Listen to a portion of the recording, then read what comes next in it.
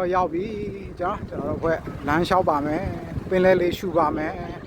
ရောက်ပါပြီဒီကချက်အန်ကန်းချေရောက်ပါပြီဒီနေ့ကတော့ holiday မော်ဒန်ကဲလေးတွေ3ယောက်အရှိကနေလမ်းလျှောက်နေပါတယ်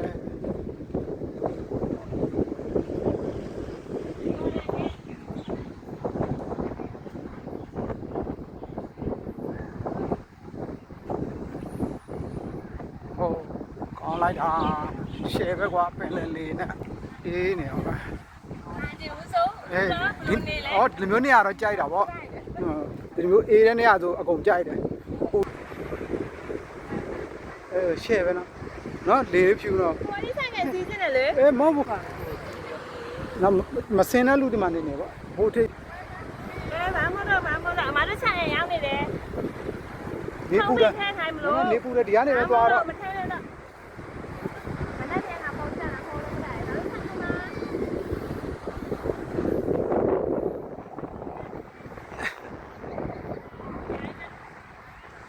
ာလည်းနေပူတယ်ဒီမှာပဲသွားဟိုမှာနေပူတယ်ပြီးတော့စီးကြလားစီးအိမ်ကြီးလည်းမပါဘဲနဲ့ဆိုမှာ